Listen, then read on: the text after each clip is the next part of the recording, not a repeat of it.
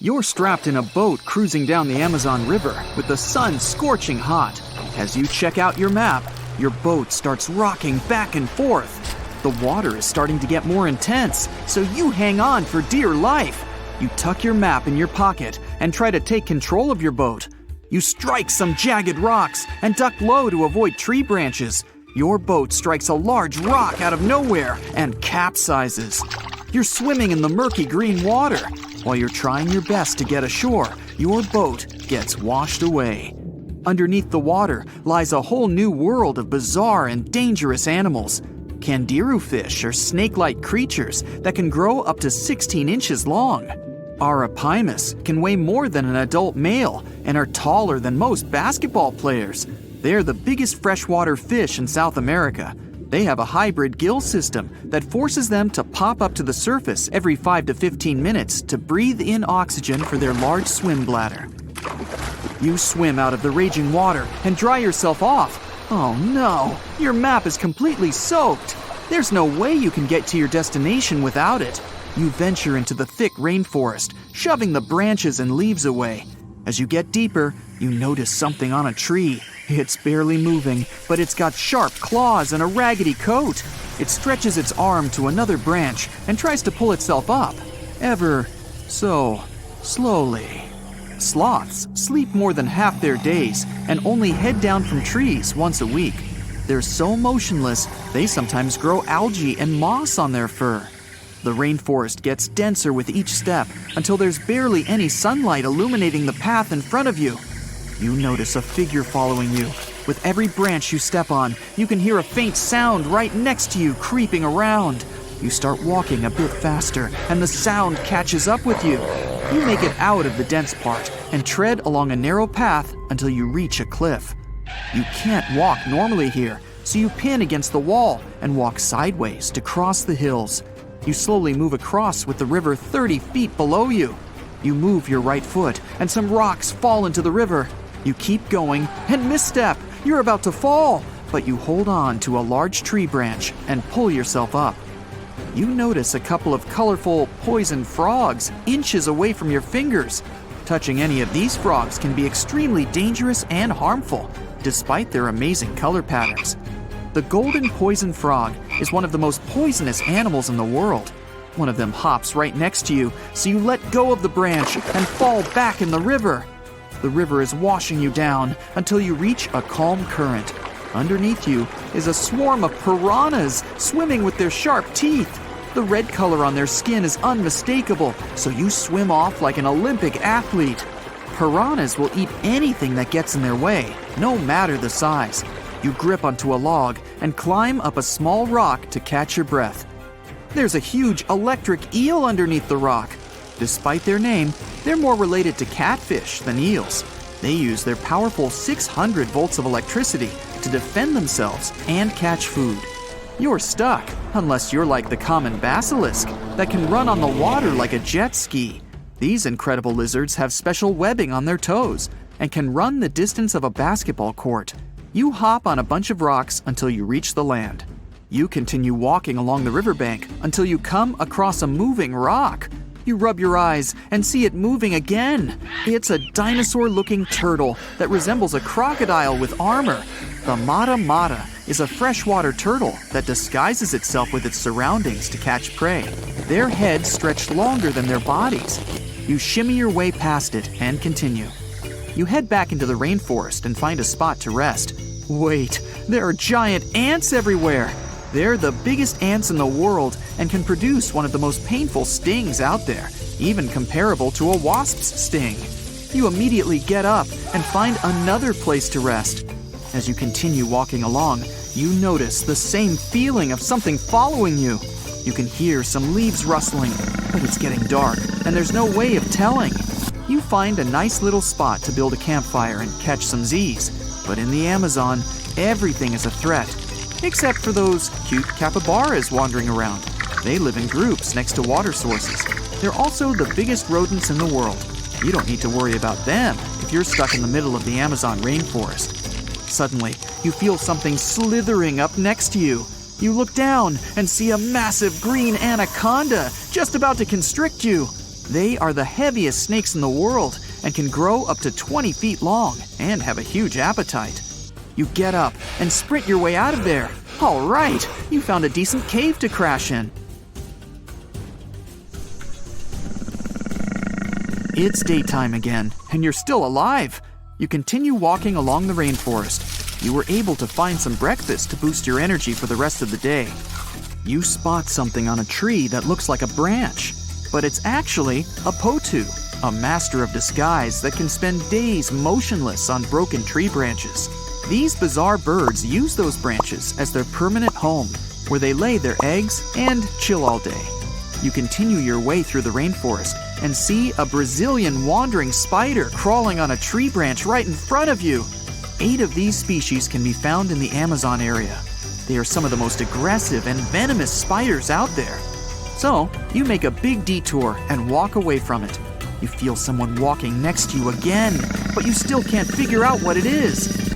You see a steep cliff with a waterfall hitting a large lake ahead of you. Looks peaceful, until you see a team of black caimans gathering around the shore. They're the biggest predators in the whole Amazon ecosystem and feed on anything that moves. It's a good thing you're on high ground, otherwise, whoa! You slip and fall down the river, right on the deep end. So far, no caimans spotted you. You swim underwater and try to get to the opposite end of where the reptiles are. As you climb out and dry yourself off, you notice some large black spots on you.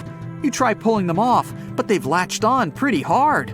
The Amazon giant leech finds its target by tracking movement and shadow. Once they attach themselves to the skin, it's extremely difficult to extract them. The best way to do so is to slide your finger next to its mouth and pull it off slowly. Ugh. You manage to get them off your body and see that the caimans are swimming towards you. You're pinned to the wall with the lake of hungry reptiles approaching. Suddenly, a pink dolphin jumps out of the water and splashes all over them. They can grow larger than humans and are the celebrities of the Amazon. Scientists think they get their color from the blood capillaries on their skin. The Amazon even has bull sharks swimming around. These carnivorous giant fish are threatening to humans and can swim in both saltwater and freshwater. These sharks prey on anything within their reach, including other sharks. The dolphin distracted the caimans, so you climb up the cliff and try to find the best way to escape. Opened jaws waiting for you to fall into the pit are right below you. You're lucky enough to escape to the top, but as your arms pull you up, the first thing that you see is a jaguar looking straight at you. It's the creature that's been following you this whole time. You get up while it starts circling you, timing its strike. You know that you can't take on a jaguar, nor can you outrun it, so you grab a large tree branch from the ground to defend yourself. It jumps at you, but you duck down in time. The jaguar lands in the water far away from the caiman crocs. It's a good thing these large kitties are excellent swimmers. You pick yourself up and continue. And to your surprise, you find your boat again. You fix it up and sail your way out of the Amazon. Whew! Imagine a place that could literally start at one end, trek over 1,800 miles straight to the west, and still be stuck under that massive canopy. This place is like a haven for all sorts of crazy creatures, hosting around 10% of the world's species. It's always been seen as this wild, untouched paradise where humans haven't messed things up yet. You know, like a glimpse into how the world used to be before we spread like wildfire across every continent, causing chaos everywhere. I'm talking about the Amazon region. That massive jungle turns out to be hiding some seriously cool secrets. For centuries, people have been talking about these lost cities deep within the forest. We're talking about El Dorado, the legendary city of gold that had Spanish explorers going crazy, venturing into uncharted territory, never to return. And even in the 20th century, the adventurous Perry Fawcett went looking for the lost city of Z and disappeared into the jungle, leaving us all hanging. Scientists have actually found evidence that ancient cities did exist in the Amazon. But how did they find these hidden ruins in such a dense and remote forest? Well, they've got this awesome technology called LiDAR. Basically, they hopped into a helicopter and used light-based remote sensing to digitally strip away the canopy and reveal the ancient ruins of a massive urban settlement around Llanos de Mojos in the Bolivian Amazon. The place was once home to the Kasarabi culture, which thrived from 500 to 1400 CE. They had these incredible urban centers with huge platform and pyramid structures. They even had raised causeways connecting different suburban-like settlements spread across miles and miles of land. These guys were seriously ahead of their time, and they had an epic water control and distribution system with reservoirs and canals. So yeah, the Amazon rainforest wasn't just some untouched wilderness. It was actually heavily populated and even urbanized for centuries before recorded history of the region began. But the thing is, a bunch of people turned a blind eye to the fact that there were actually some pretty cool architectural sites lurking around here that totally deserve some exploring. Scientists predict that in the next 10 to 20 years, we're going to uncover a ton of these cities, and some might even be bigger than the ones we're talking about here. Michael Heckenberger, an anthropologist with the University of Florida, points out that we've seen some similar settlement features, like moats and causeways, in other parts of the ancient Amazon. This new research reveals something totally mind-blowing.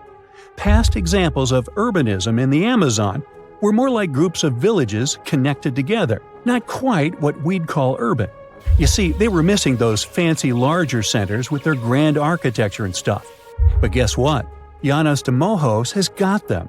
This place is the real deal when it comes to a fully urbanized Amazonian landscape. So, in the Llanos de Mojos region, a bunch of ancient settlements have been found. These were home to the Kasarabi people, who were all about hunting, fishing, and farming maize. We're talking about hundreds of sites spread across 1,700 square miles. But these sites were so remote and hidden in the tropical forest that it was like trying to find a proverbial needle in a haystack. A team of archaeologists weren't going to let that stop them, though. They decided to take to the skies and use some fancy LiDAR mapping technology. Just imagine an aircraft flying over the area, shooting out a bunch of infrared beams. These beams hit the ground and bounce back, giving us the distance to different objects. It's like creating a super detailed map from above. Using computer software, these genius scientists were able to strip away the trees from the images, revealing the Earth's surface and all the ancient archaeological goodies hidden beneath. And boy, did they strike gold. They found a whopping 26 unique sites, including 11 that nobody even knew existed before. So what about these 26 super cool sites? Among them, we've got Landivar and Kotoka, which are like these huge urban centers. And get this, we already knew they existed, but the new maps revealed they cover 1.5 and 1/2 square miles respectively.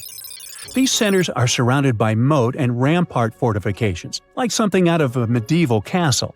And they've got all sorts of crazy stuff inside. We're talking artificial terraces, massive earthen platform buildings, and pyramids that reach over 70 feet tall.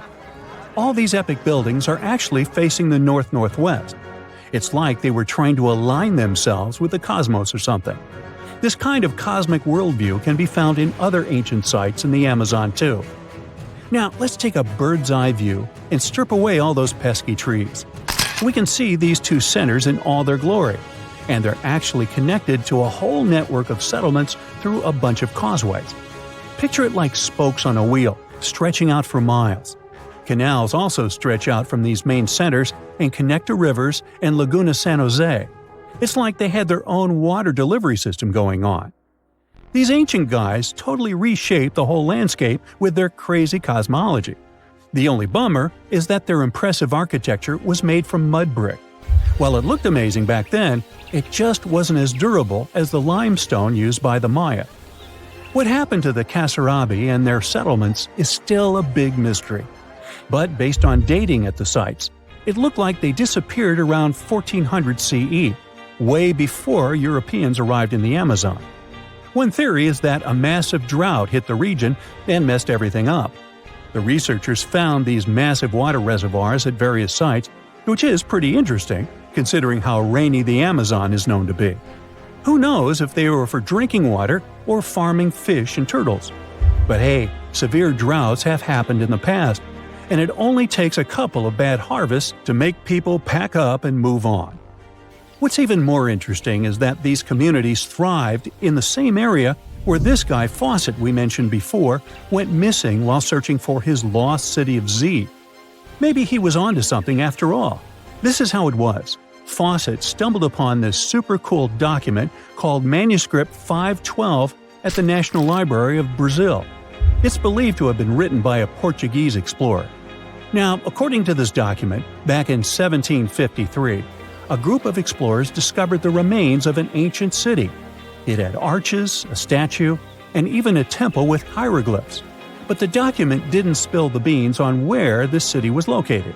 So Fawcett got all hyped up about finding this city and made it his secondary mission after his main goal of finding something called Z. At one point, he had to come back to Britain to run some errands, but in 1920 he decided to give it another shot. Fawcett went on a personal expedition to find the city, but it was unsuccessful. 5 years later, Fawcett, his son Jack, and their buddy Raleigh Rimmel disappeared in the Mato Grosso jungle. Some researchers think that Fawcett might have been influenced by info he got from indigenous folks about this place called Cahicagoo. Turns out Cahicagoo was discovered by Westerners in 1925, and it had the ruins of 20 towns and villages. Up to 50,000 people might have lived there. And get this, the discovery of other earthworks in southern Amazonia totally supports Fawcett's theory. In 2005, an American journalist wrote an article about Fawcett's crazy expeditions and discoveries. He called it The Lost City of Z. Catchy, right? Well, in 2009, he turned that article into a book with the same name. And in 2016, the super talented writer-director James Gray made it into a movie. Now, here's where things get a bit sad. The Amazon region is changing rapidly. Farming, ranching, and energy production are changing this incredible place. And guess what? Those untouched areas with ancient relics won't stay untouched for long. It's a race against time to document and preserve what's left of our past before it's lost forever. The Amazon River travels through 9 South American countries at a length of over 4,000 miles. Still, it's impossible to cross it by a bridge. With the river being the main highway, traveling through this dense forest, and so few areas populated around the river, there's just no reason to have one. The river can rise up to 30 feet, and the river crossings that were only 3 miles wide can expand to over 30 miles in just a few short weeks in certain spots, making a bridge nearly impossible to build here. In New Zealand, in the coastal town of Mauriki, there are huge spherical boulders. Some rocks are 6.5 feet tall and weigh about 7 tons, as much as 10 cows. Ooh, there's a 10-cow boulder. Maori legend has it that these rocks are from the remains of the goods from a large shipwreck that happened hundreds of years ago. From a more scientific perspective, it's sand and gravel combined to form these giant boulders. Waves and winds give them a smooth, round appearance over time. The whole process might take millions of years. Indonesia's Kaiwan Ijen volcano is famous for a stunning turquoise-colored lake sitting at the top of the peak, but don't dip in. It's an acid lake. But its scariest part is the sulfuric gases leaking out when lava flows freely, reaching temperatures hotter than 1,000 degrees Fahrenheit. When those gases come in contact with the air, they combust into a spectacular electric blue flame. That's why the volcano has blue lava. The island of Surtsey, south of Iceland, was formed over 50 years ago by a volcanic eruption. It all began back in 1963 when a powerful volcanic eruption created one of the youngest islands on the planet. All sorts of bacteria, fungi, and molds began taking over the island, leading to numerous other animals finding their way here, like seals and birds. Birds and ocean waves deposited seeds all over the island. Sadly, the island's getting smaller now because of water and wind erosion. Located off the coast of Brazil, there's an island called… I'm a bit rusty on my Portuguese, so here it is on the screen. It looks perfectly untouched and pristine. Bad news? Dangerous snakes overrun it completely, so take a doctor with you in case you want to go there. Over 4,000 of the golden lancehead vipers inhabit this island. These 3-foot-long snakes are among the most venomous in the entire world. I think I'll skip that.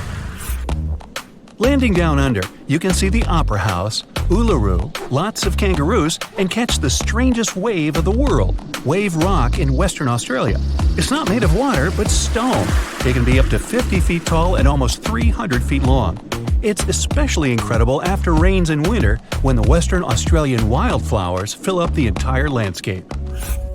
In Atlanta, there's a World of Coca-Cola museum. The formula for the secret recipe is in a large security vault, heavily guarded at all times. Only a handful of people can get through those vault doors. Since its creation in 1886, the company has kept it a secret for only the most honest employees. In 2006, a former worker tried to sell the formula to Pepsi, only for Pepsi to call the police and inform Coca-Cola. The polka dot lakes is a must for anyone who is in British Columbia. After the summer's scorching heat evaporates the lake's water, it leaves behind yellow, blue, and green water spots. These pools are full of all sorts of minerals, like sodium, calcium, and magnesium sulfates that get concentrated in the pools. You can't get too close or even dip your feet into them. A fence protects the entire lake with a sign about how culturally and ecologically sensitive the area is. In Death Valley, California, there's a mystery of the sailing stones. Since the early 1900s, the mystery of how all these stones were seemingly moving by themselves across the desert floor baffled everyone. Some believe that the rocks move by thin pieces of ice around the stones pushed by winds after winter. No one ever saw any of these rocks moving until 2014. Scientists set time-lapse recorders, and the footage showed the rocks sliding along the ground over time.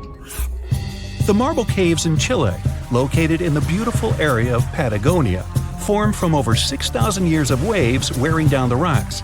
The crystal blue walls reflect the vibrant turquoise water, making it perfect for kayaking. Walking in Chestnut Ridge Park in New York, one can see an eternal flame. What makes this one stand out, though, is it's underneath a waterfall. Occasionally, the flame will go out for short periods, but it will light up again. Sometimes it's thanks to certain hikers along the way. If you ever stop your car on a magnetic hill in New Brunswick, Canada, you'll see the car might start rolling backwards up the hill, all by itself. While it looks like it's moving the wrong way, this is just an illusion. There are several hills like this all around the world. What looks like an incline is the opposite, all because there's no horizon for perspective. The brightest bioluminescent bay in the world, called Puerto Mosquito, is located off the coast of Puerto Rico. The bay is named for the pirate Roberto Cofresi and his small boat El Mosquito, not after those annoying insects. During the summer months, you'll have glassy water at night with millions of tiny microorganisms bumping into each other and emitting blue light. The Chocolate Hills in the Philippines is a group of unusually shaped hills located in the middle of the island of Bohol in the Philippines. There are 1,000 to 2,000 discovered so far. They have nothing to do with chocolate at all, but they resemble the color after the dry season, when the grass turns from green to brown. In the northeastern part of Thailand, 466 miles away from Bangkok, is a 75-million-year-old rock formation sticking right out of the mountains. Their shapes look just like a pod of whales swimming together. No wonder this place is called Three Whale Rocks. Millions of years ago, this area was just a desert, but this land has changed quite dramatically during this time. These sandstone mountains were lifted up by plate tectonics, that's the shifting of the crust layers, called lithosphere, and erosion by the Mekong River, resulting in the strangely shaped rock formations we see today. Salar de Uyuni in Bolivia is the world's largest salt flat. At 4,050 square miles in size, it's twice as large as Grand Canyon National Park. After winter has passed, the salt lake is transformed into a beautiful giant sky-reflecting mirror between September and May. With salt all the way to the horizon, it creates an illusion of endlessness. The thin layer of water left over from ice melting creates a shimmering effect of the sky, making it one of the best places to visit in the world. The Catambo River in Venezuela might be the stormiest place in the world, with nearly 300 storm days a year. The lightning storms are so consistent, and they're predicted 3 months in advance. During the wet season in October, you might see 30 lightning flashes in a single minute. At sunset, strong winds flow around the 3 surrounding mountains, forming storm clouds over the water. When the water droplets of humid air collide with ice crystals from the cold air, the static charges cause a lightning storm that happens nearly every night. Off the southern tip of Japan lies the Yonaguni Formation. Archaeologists believe that the monument belongs to a fabled Pacific civilization, like Atlantis, that vanished beneath the waves thousands of years ago.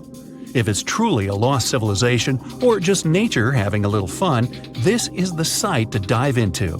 Features inside the structure resemble stonework like castles, temples, and a stadium, connected by roads and what seems to be large walls all the way around. There are even marks in the stone that appear to show quarry work, faded faces, and rocks sculpted into animal shapes. Some scientists believe that the symmetry of the stones is not as straight as reported. It appears solid rock rather than carved blocks weathered down by all the water over many years.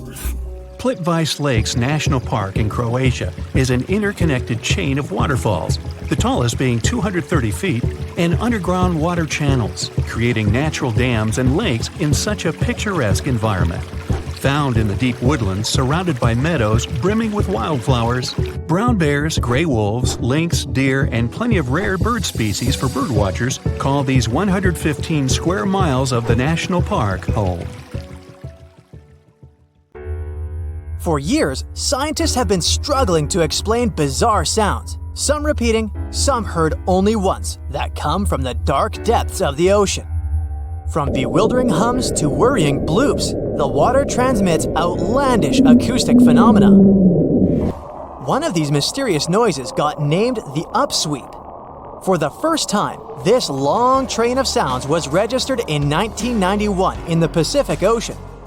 One of the most unusual things about this signal is that it keeps changing, as if trying to confuse researchers even more. Like some unearthly howl, it varies from high to low frequencies and then back again, and you can hear it better in the spring and fall than in the winter and summer. Why the upsweep? It's simple. The sound travels from the bottom of the ocean towards its surface, as if sweeping up. Scientists do have a theory explaining this phenomenon: the activity of undersea volcanoes. Hot lava pouring into ice-cold ocean water could theoretically create such noises, but there's no proof found yet. Plus, the sound has been declining since 1991, even though it can still be detected. The bloop is the name given to an ultra-low frequency and incredibly powerful underwater sound that was recorded in 1997 by the U.S. National Oceanic and Atmospheric Administration. The bloop continued for approximately 1 minute. Having started from a low rumble, it gradually rose in frequency. It also kinda mimicked the noise created by marine animals, but its volume was so great that no living creature known to science could have made it. When the bloop occurred, underwater microphones managed to record it from a distance of 3,000 miles away. Rumor has it that the noise might have something to do with the fictional half-octopus monster Cthulhu, or some other colossal deep-water creature. But if you don't believe in monsters, science has another explanation: iceberg fracturing. The thing is that icequakes recorded in the Scotia Sea resemble the mysterious bloop a bit too much for it to be a coincidence.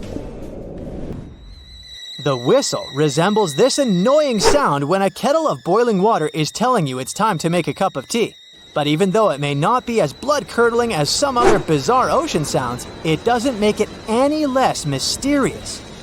Plus, the whistle is very elusive. In 1997, only one underwater microphone was able to pick it up, and therefore, researchers didn't manage to pinpoint the source of the noise. The most likely cause of the sound is an eruption of one of the submarine volcanoes. Have you ever heard of Julia? No, not your neighbor. I'm talking about this otherworldly sound. Listen to it. It was recorded in 1999 by the U.S. National Oceanic and Atmospheric Administration.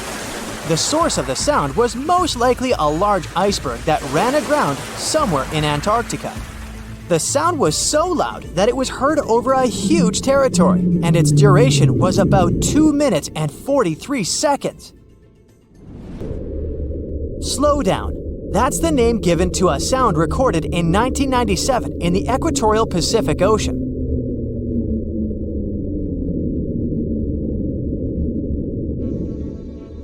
The sound was called this way because it slowly decreased in frequency over 7 minutes or so. It's been picked out a few more times since it was recorded for the first time. The source of the sound isn't very mysterious. Most likely, it was produced by a massive iceberg that became grounded in Antarctica, or it was caused by moving ice. By that, I mean the friction produced by a large ice sheet moving over land. The loneliest whale sound is often called the 52 Hz whale, because the animal that creates it calls at a unique for these creatures frequency. When you listen to this sound, it sounds like a low bass note. At the same time, it's much higher than the normal frequency of the whale call, which rings between 10 and 40 Hz.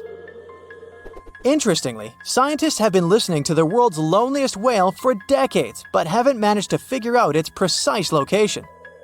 Nobody knows whether the mammal is male or female, what species it is, or if the animal is still alive. After all, for the last time, its call was recorded in 2004. Earth-shaking booming sounds have been reverberating off some parts of North Carolina for more than 150 years. Called Seneca guns, they're most often heard near the coast. The sounds are so powerful that they often rattle window panes and sometimes vibrate entire buildings. They can last from 1 to almost 10 seconds. Even though scientists haven't cracked this mystery yet, there are some theories. They range from earthquakes to severe distant storms and quarry blasts.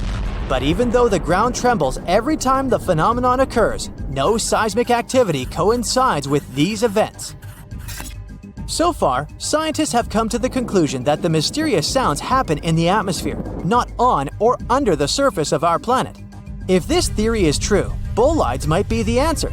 These extremely bright meteors often explode once they enter Earth's atmosphere.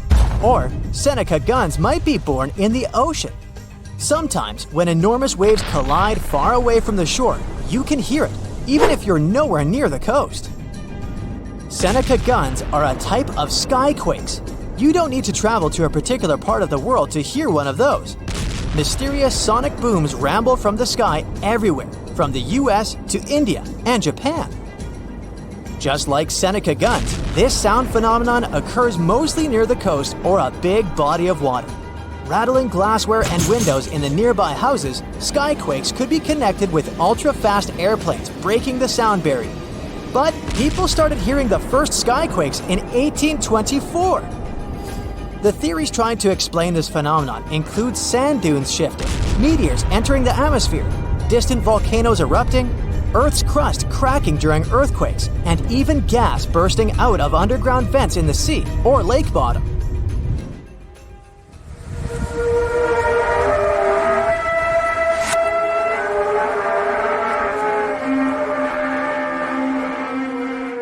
In different countries all over the world, people get paralyzed with fear after hearing otherworldly trumpet sounds that seem to be coming from the sky. The inhabitants of the US, Canada, Australia, Germany, and the Philippines have already heard this hair-raising noise since it was first recorded in 2008. These sounds are sometimes called the sound of apocalypse. And although until recently, nobody could understand the origin of the sounds, NASA claims that there is nothing to be afraid of. The noise can be coming from our own planet. Usually, it's quiet and thus inaudible to the human ear. But when it gets louder, the outcome is the very trumpet sounds that scare people all over the world. Bristol Hum started in the 1970s when hundreds of Bristol inhabitants began to talk about a bizarre noise audible only at night. The noise was a low-level hum, and nobody could identify or trace the source of the sound. But the strangest thing about the noise was that one day, it stopped as abruptly as it started. But not before people in other towns across Britain reported hearing similar sounds. Some time ago, the mysterious sound returned. In 2015, a group of French scientists claimed that they had solved the mystery of the Bristol Hum. They stated that the culprit was ocean waves that made the ocean floor vibrate.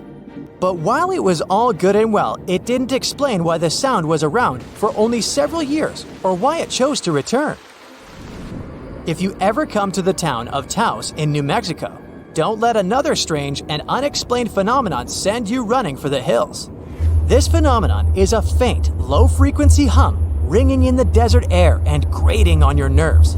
Even stranger, Only 2% of people who live in Taos hear this noise. But for those who do, it's unstoppable torture. On top of that, everyone describes the sound in a different way, from a quiet whir to an eerie hum or even persistent buzz. And while some people believe that the Taos hum is the result of unusual acoustics, the others suspect a bad case of mass hysteria. No one has located the origin of the hum yet. Okay, let's play a little guessing game, shall we? Can you name the 6th largest river on Earth in terms of volume? That's the amount of water that flows through a waterway.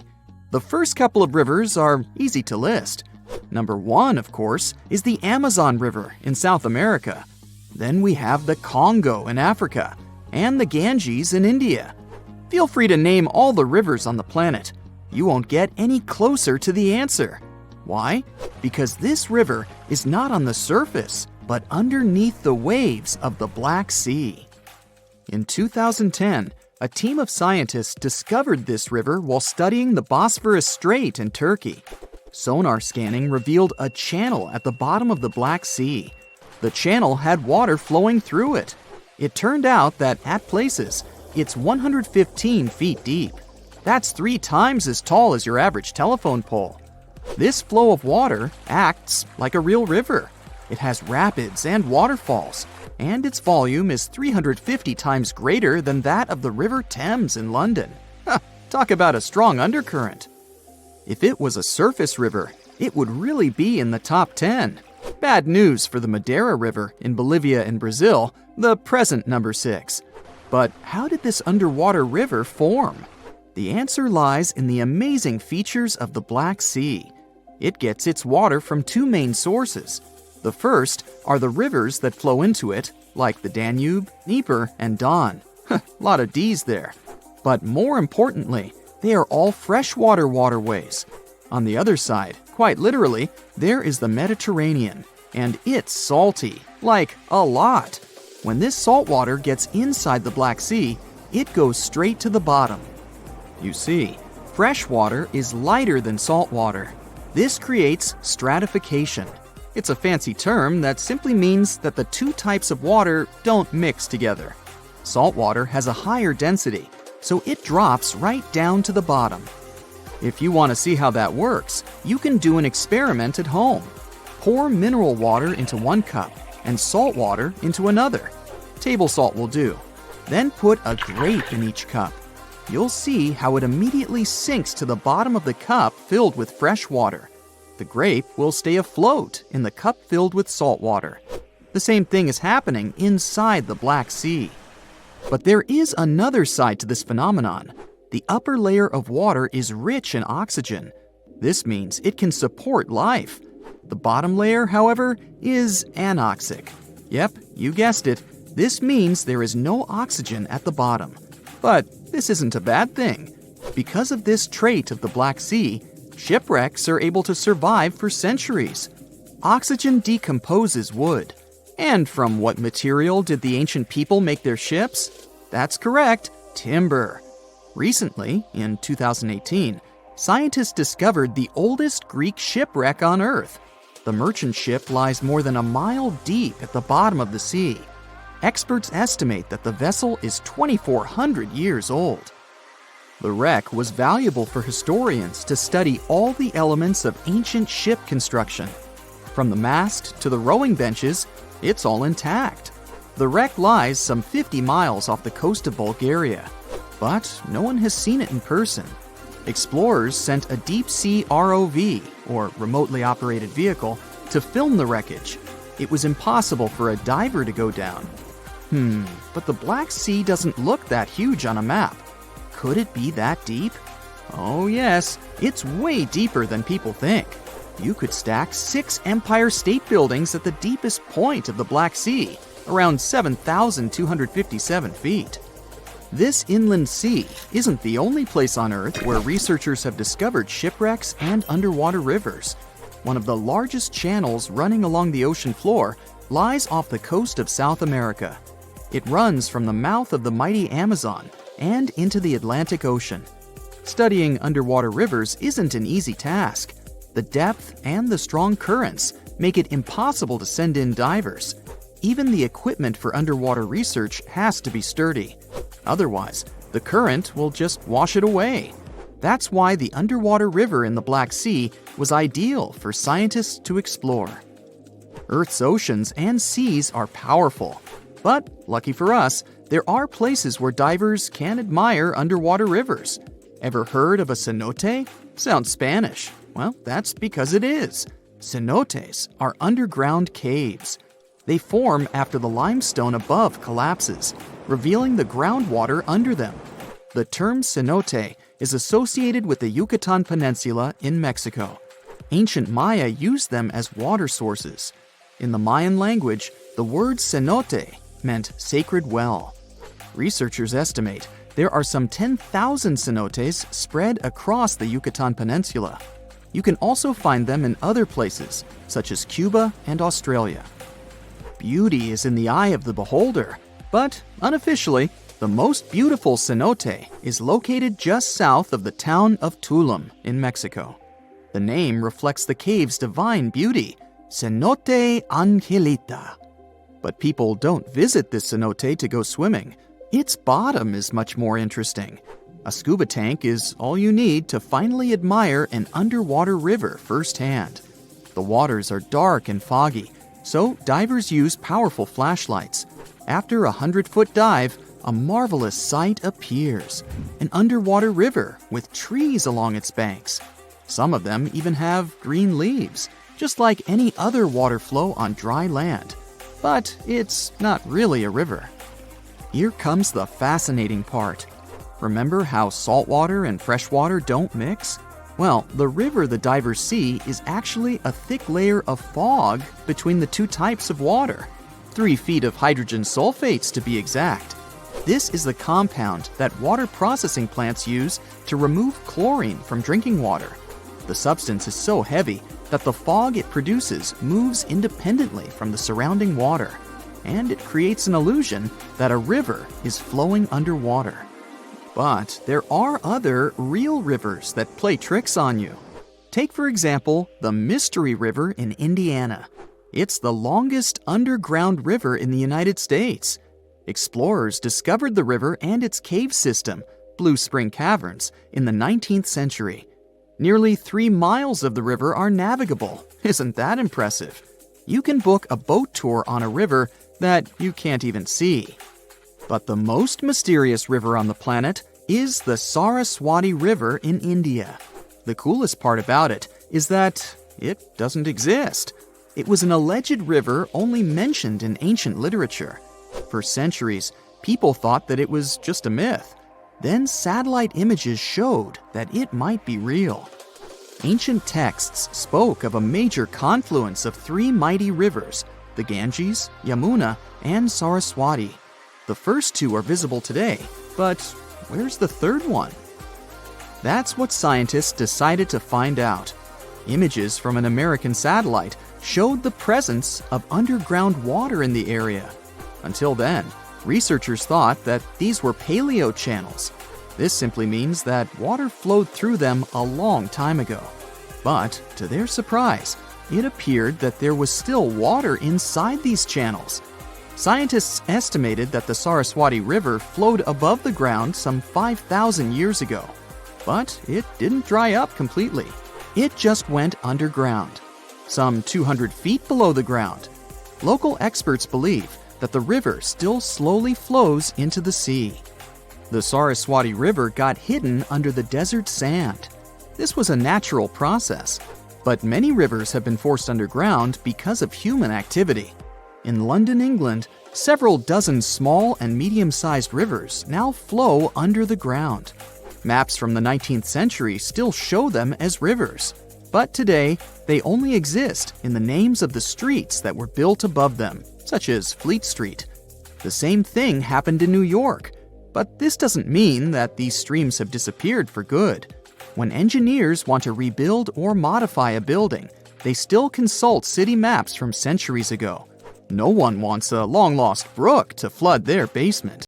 Sing with me. Under the sea, darling, it's better. On where it's drier, take it from me. Okay, I know these are not the correct lyrics to this famous Disney song, but hear me out.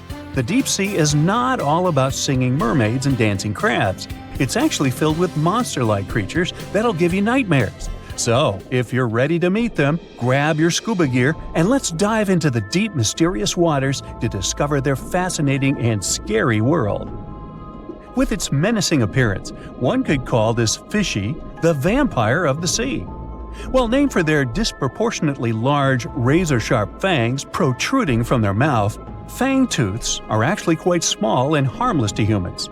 These choppers are actually more for catching prey than causing trouble, so there's no need to panic if you see one. And you'll be even more relieved to know that it's kind of unlikely for you to come across a fangtooth, since they are among the deepest living fish. A regular day in the life of a fangtooth looks like this.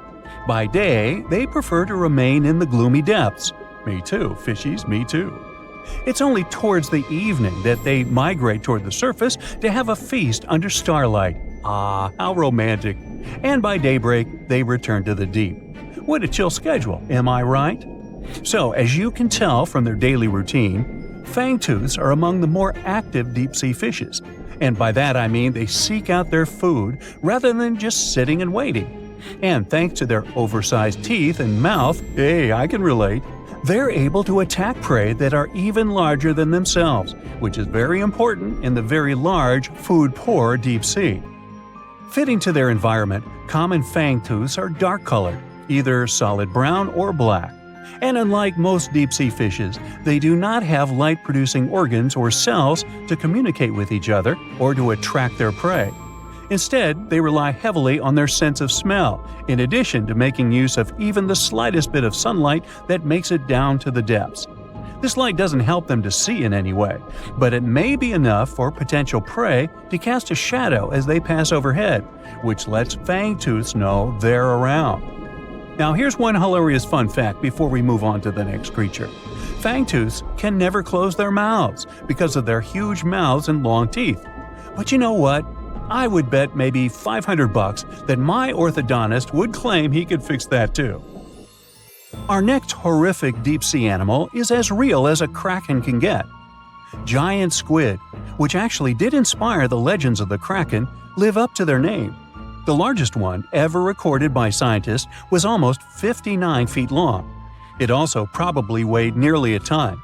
You would think such a massive animal wouldn't be hard to miss, but since giant squid live deep underwater, they are difficult to come by.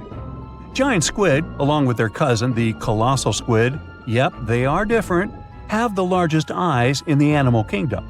They're somewhere around 10 inches in diameter. In other words, they are around the size of dinner plates. Peekaboo! Having such large eyes allows them to detect objects in the lightless depths of the ocean, where most other animals would see nothing. Not a zippo. Giant squids have 8 arms and 2 long feeding tentacles that help them seize their prey.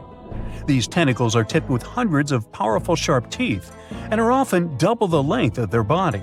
This helps them to snatch prey up to 33 feet away. Hey there, come a little closer. Most of what we know about giant squids come from those that floated to the surface and were found by fishermen. After years of research, it was only in 2012 that a group of scientists were able to successfully film a giant squid in its natural habitat for the first time. Yet again, the giant squid continues to remain largely a mystery due to their inhospitable deep-sea habitat. And maybe they're shy. Speaking of squids, this species is basically the space creature of the ocean. So, it's only been about 20 years since the big fin squid family was officially described by scientists, and there are still plenty of facts about them that are yet to be discovered. However, the big fin squid sightings as deep as 20,000 feet below the surface suggest that they can live deeper than any other known squid. You know what? Let's scratch the word space creature and call them the disco dancers of the deep sea to make things less scary. Because of their long, slender arms, adorned with extravagant rib-like fins, kind of make them look like they're ready to hit the dance floor. Anyway, these boogie arms and tentacles are estimated to max out at just under 30 feet. Aside from the estimations, though, the largest known big-fin squid was actually 21 feet long, with 20 feet of that being its arms and tentacles. How exactly a big-fin squid uses them is still unknown, but scientists think they like to use them to trap prey that bump into them as they hang down in the water below their body or drag along the seafloor. There are only around a dozen confirmed big-fin squid sightings worldwide, so you can just relax, because the chances of you getting hugged by a big-fin squid are close to impossible. But I can't guarantee anything regarding your nightmares. Now, these are not one of your regular Jaws sharks. Let's start with the most strange fact about a frilled shark. It's considered a living fossil because of its primitive anatomic traits. That actually makes more sense once you learn that this species has been around for 80-some million years. So I have both good news and bad news. Frilled sharks live in the open ocean and spend much of their time in deep, dark waters far below the surface. However, they do feed at the surface of the ocean at night. When hunting food, they move like an eel, bending and lunging to capture their prey. And they can actually swallow it as whole, even if it is larger than their own size. This is all thanks to their long and flexible jaws, which are equipped with 300 recurved needle-like teeth. Okay, I am somewhat freaked out now. Unlike the rest of the deep-sea creatures I've talked about, frilled sharks might sometimes accidentally get caught in nets. So if fishing is your thing, beware. This telescope won't help you see the stars and the planets. With its protruding eyes and elongated body, this little swimmer looks like it's wearing a pair of underwater binoculars, hence the name the telescope fish. Found in cold, deep tropical to subtropical waters worldwide, they're known to be the species that undergoes one of the most drastic transformations in fishes. When the first larva was described in 1954, it was believed to be a new species rather than the larva of a telescope fish that were known to science since 1901. Despite the fact that they are only around 6 to 8 inches long, they're able to latch onto snacks that are bigger than their own size. That is thanks to their massive and highly stretching jaws, making up most of the size of their head. These large prey are then folded in half to fit in their expandable stomach. In 1925, scientists found a 5.5-inch long fish inside the stomach of a 3-inch long telescope fish, which they described as neatly folded. Despite all this, their cylindrical tube-shaped eyes are still the most fascinating and bizarre features of telescope fishes. Their specific shape increases light collection to help them detect their prey's weak bioluminescence even from a distance. But although their eyes are good for seeing things in the twilight, they're especially great at seeing silhouettes from below. That's why they orient themselves vertically in the water. Now, I have to admit they look kind of cute if you ask me. Sort of like uglier versions of Minions. Yeah, right? Ever wonder why, despite all our advancements in technology and science, there's a vast expanse of our own planet that we barely know about? Believe it or not, over 80% of our oceans remain uncharted territory. It's as if we've got this massive aquatic playground in our backyard, and we've barely scratched the surface. Also, did you know that only about 7% of our oceans have a special tag called Marine Protected Areas, or MPAs? How come this colossal body of water that envelops most of our planet is also among the most vulnerable and misunderstood spaces in the universe? Pressure has a lot to do with it. Our deep ocean is a beast of a place with no visibility, freezing temperatures, and pressure that's so intense that in certain areas it would make you feel like you're having the weight of 50 jumbo jets on your body. No wonder we're having an easier time sending people into space than to the bottom of the ocean. The deeper you go into the waters, the more pressure piles up. But let's not forget we have tech on our side, right?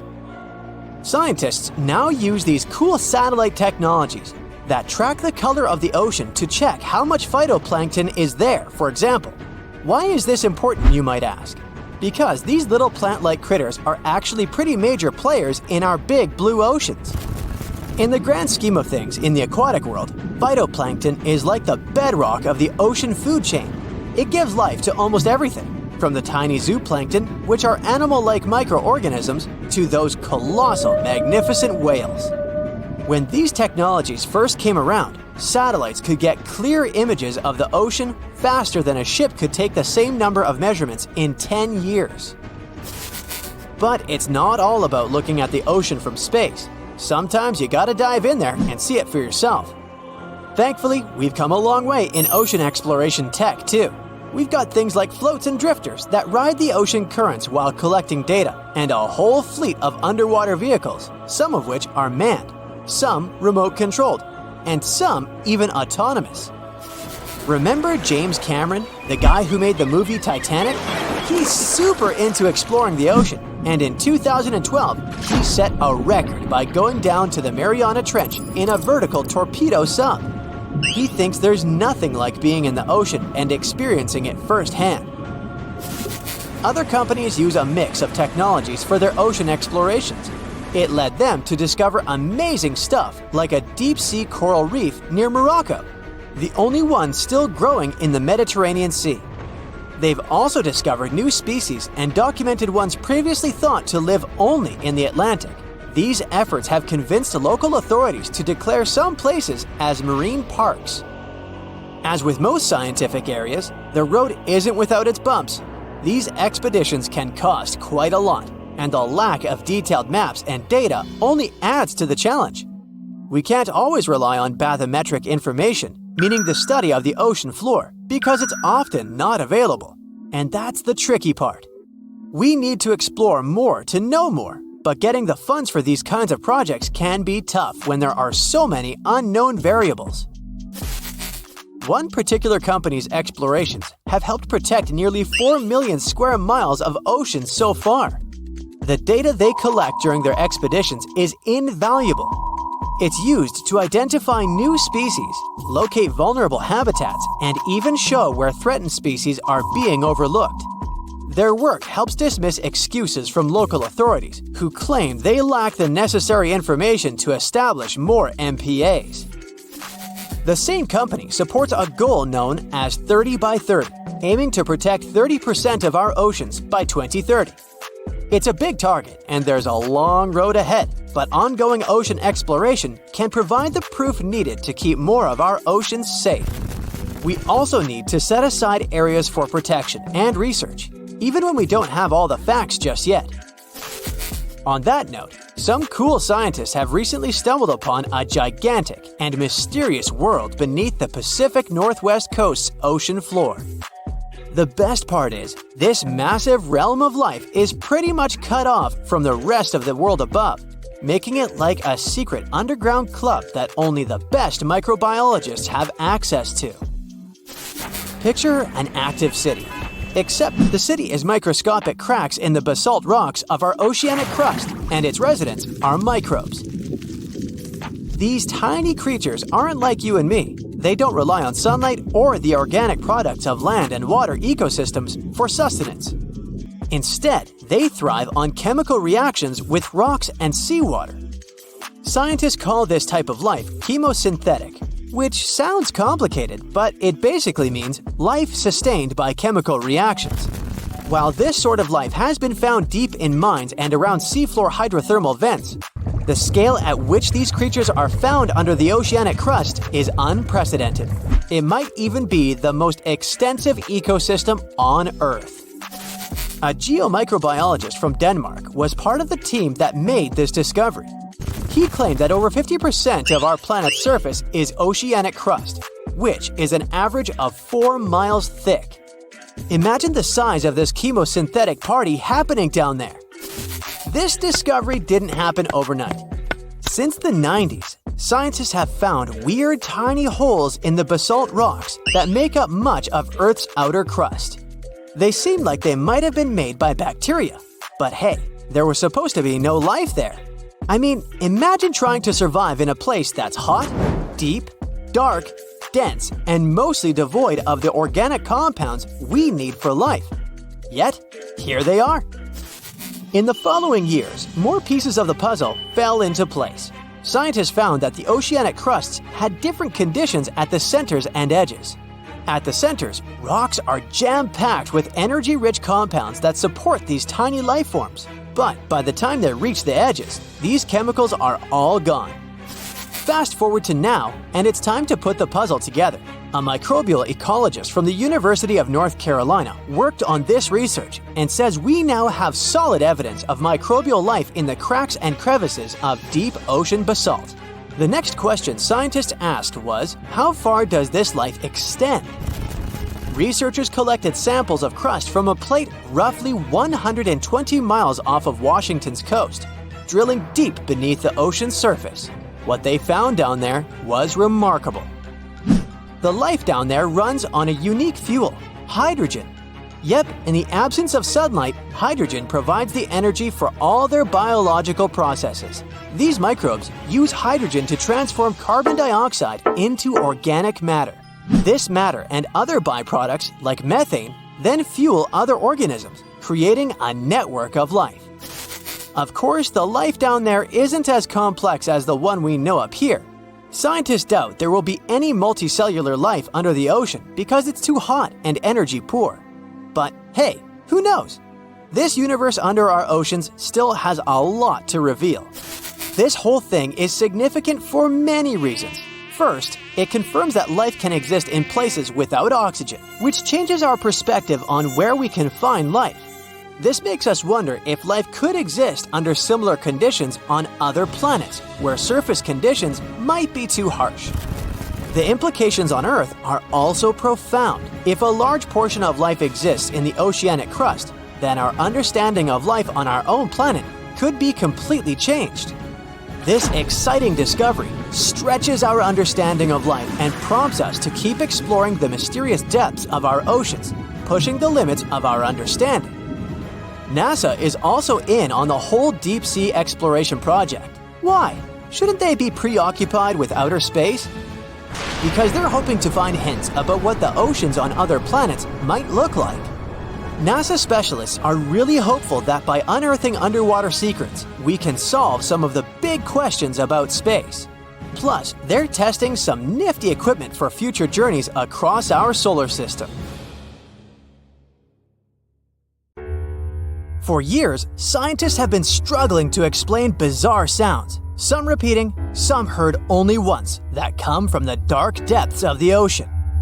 From bewildering hums to worrying bloops, the water transmits outlandish acoustic phenomena. One of these mysterious noises got named the upsweep. For the first time, this long train of sounds was registered in 1991 in the Pacific Ocean.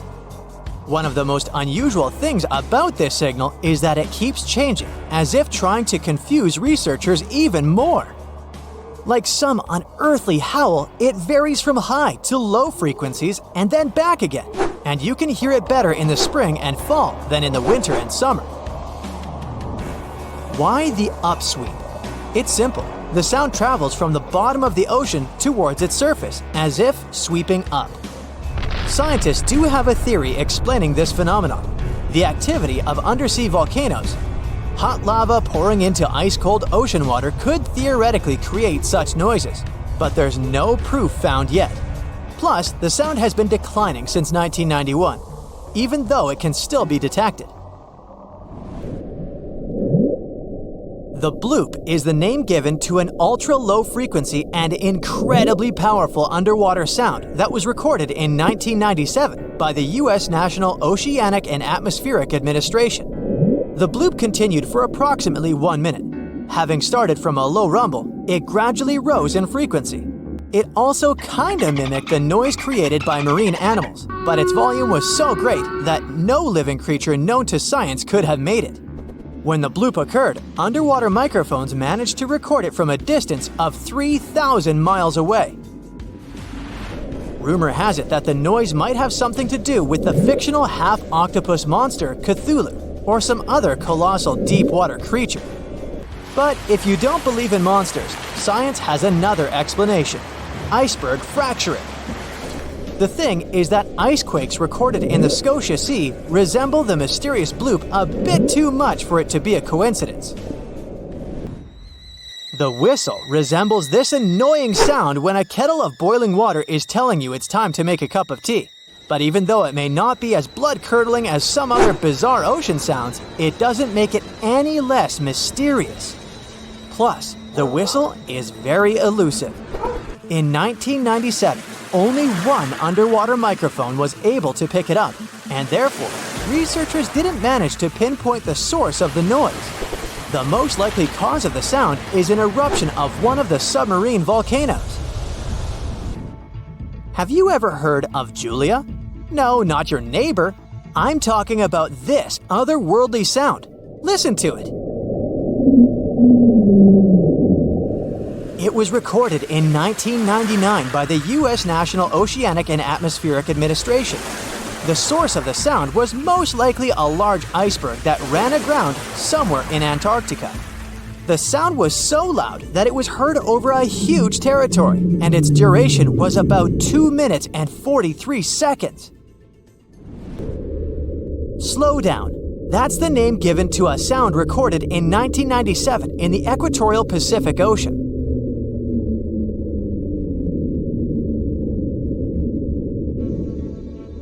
The sound was called this way because it slowly decreased in frequency over 7 minutes or so. It's been picked out a few more times since it was recorded for the first time. The source of the sound isn't very mysterious. Most likely, it was produced by a massive iceberg that became grounded in Antarctica, or it was caused by moving ice. By that, I mean the friction produced by a large ice sheet moving over land. The loneliest whale sound is often called the 52 Hz whale because the animal that creates it calls it at a unique for these creatures' frequency. When you listen to this sound, it sounds like a low bass note. At the same time, it's much higher than the normal frequency of the whale call, which rings between 10 and 40 Hz. Interestingly, scientists have been listening to the world's loneliest whale for decades, but haven't managed to figure out its precise location. Nobody knows whether the mammal is male or female, what species it is, or if the animal is still alive. After all, for the last time, its call was recorded in 2004. Earth-shaking booming sounds have been reverberating off some parts of North Carolina for more than 150 years. Called Seneca guns, they're most often heard near the coast. The sounds are so powerful that they often rattle window panes and sometimes vibrate entire buildings. They can last from 1 to almost 10 seconds. Even though scientists haven't cracked this mystery yet, there are some theories. They range from earthquakes to severe distant storms and quarry blasts. But even though the ground trembles every time the phenomenon occurs, no seismic activity coincides with these events. So far, scientists have come to the conclusion that the mysterious sounds happen in the atmosphere, not on or under the surface of our planet. If this theory is true, bolides might be the answer. These extremely bright meteors often explode once they enter Earth's atmosphere. Or Seneca guns might be born in the ocean. Sometimes, when enormous waves collide far away from the shore, you can hear it, even if you're nowhere near the coast. Seneca guns are a type of skyquakes. You don't need to travel to a particular part of the world to hear one of those. Mysterious sonic booms ramble from the sky everywhere, from the US to India and Japan. Just like Seneca guns, this sound phenomenon occurs mostly near the coast or a big body of water. Rattling glassware and windows in the nearby houses, skyquakes could be connected with ultra-fast airplanes breaking the sound barrier. But people started hearing the first skyquakes in 1824. The theories trying to explain this phenomenon include sand dunes shifting, meteors entering the atmosphere, distant volcanoes erupting, Earth's crust cracking during earthquakes, and even gas bursting out of underground vents in the sea or lake bottom.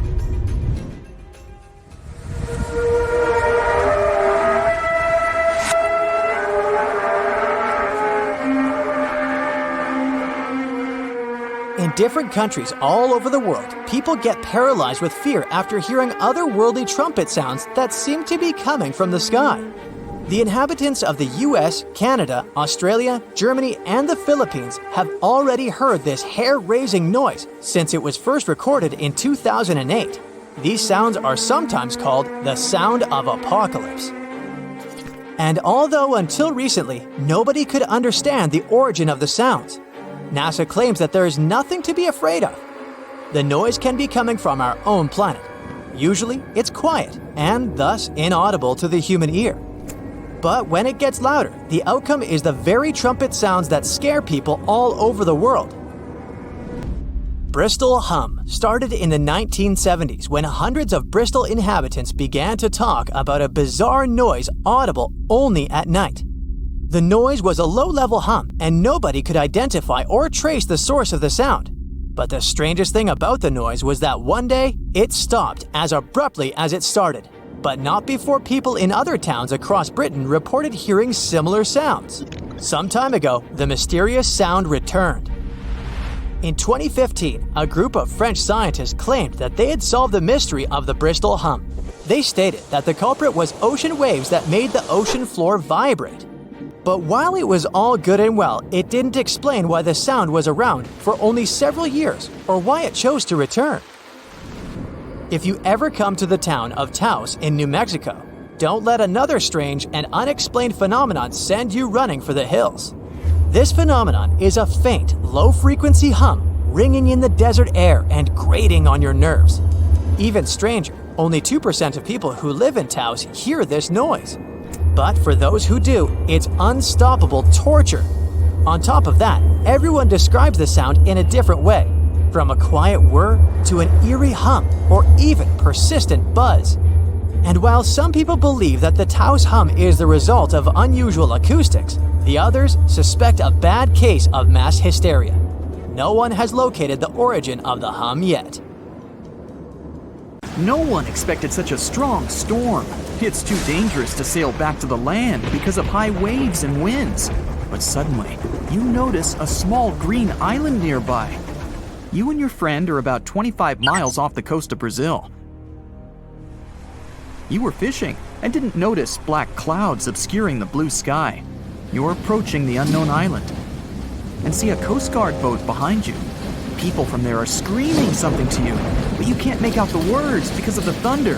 They tell us we should stay away from that island, your friend says. Despite the warning, you still sail since there's no other way out. Around the island, you notice sharp rocks sticking out of the water like knives in the dark. Now you realize what the Coast Guard warned about, but it's too late. Your boat hits a rock. The bottom is pierced. You start to sink. The rain and wind are getting stronger. Both of you fall overboard. Then darkness comes. You wake up in the morning because of the scorching sun and a dry mouth. Your friend and the wrecked boat are lying nearby. Apparently, you'll have to wait for rescuers to get out here. Now, in the light of day, you can see how dangerous the island's coast is. It's surrounded by rocks, and you're lucky you've survived. Getting out of here will be difficult. Together with your companion, you decide to look for coconuts and bananas. Your friend goes to the wreckage and pulls out a bag of medicine. Then, both of you leave the sandy beach and enter the dense jungle. A couple of steps later, you hear a strange hiss. You see your friend. His eyes are filled with horror. Goosebumps run down your back. You feel something alive crawling under your feet, and there's a lot of it. You look down and notice slithering snakes. There are dozens of them. They wrap around your legs, get into trees. They're everywhere. Don't move, your friend says. I think I know where we are. You want to ask him a question, but fear takes away your voice. He reads your face and answers the question. We're in one of the most dangerous places on Earth, the Brazilian Snake Island. These are not just some ordinary snakes. This is the golden lancehead, one of the most venomous reptiles in the world. You can find them nowhere else on the planet except for this land. They evolved here naturally, without other snake species intervention. That made their venom 5 times stronger than the venom of ordinary vipers. They're practically the only owners of this island. Nowhere else in the world will you find such a concentration of creeping reptiles on such a small piece of land. And now, they're glad that 2 big lunch meals have arrived. There's little chance of survival, but you're gonna try. The first thing you need to do is get out of your stupor and find a thick stick. This is your best tool right now. If you encounter a venomous snake, the best you can do is retreat slowly. But this time, there are too many of them. They're aggressive and hungry. Together with your friend, you fight off the snakes with a stick. But there's more and more of them coming. One of them falls on your shoulder from a tree and bites your neck. The poison instantly enters your bloodstream and affects your muscles. It feels like your body is melting. It becomes difficult to move, and your neck swells. Your friend grabs you and carries you deep into the jungle. Here, among the trees, you notice an old lighthouse. Yeah, this building really stands out here. Once a year, the Coast Guard visits it. Your friend breaks down the door and puts you on the floor. You're afraid you won't be able to survive the bite. Fortunately, your friend is a doctor. He injects the necessary medicine and saves your life. You have a few minutes to rest before more danger arises. Your friend tells you that the unique snakes appeared here thousands of years ago. This island was part of Brazil for a long time. Then, massive floods separated it from the continent. This part of the land was cut off from the whole world, which helped the formation of a unique ecosystem inside. Vipers that lived here evolved into golden lanceheads. They quickly became the main masters of the island and destroyed all the other animals. But how did they manage to survive without food, cut off from the whole world? They did it thanks to nature and evolution. This island is a transit point for many birds. They stop here to rest during long flights. These birds become dinner for the snakes. Previously, a snake bite almost didn't harm the birds. They were frightened and flew away, leaving the snake without food. But over years of evolution, the island's owners have developed such a potent poison that one bite was enough for a bird to never take off again. There's also a legend that a pirate hid treasures here a long time ago. And, so that no one would ever find it, he brought snakes to guard his gold. Of course, there's no chest with coins here, but the island is attractive for modern pirates, even today. Golden lancehead snakes are an expensive commodity, so bad people often visit this place to hunt the reptiles.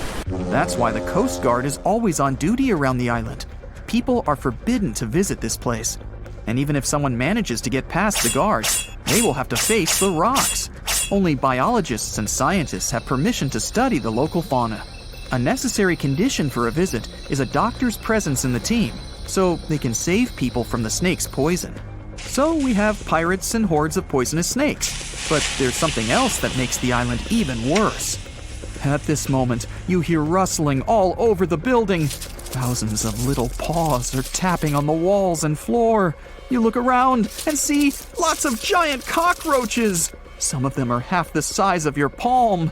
They crawl under your clothes. You and your friends scream in fear and run out of the lighthouse. Quickly, you reach the shore and fall into the water. It seems that not a single cockroach is left under your shirt. But that's not all.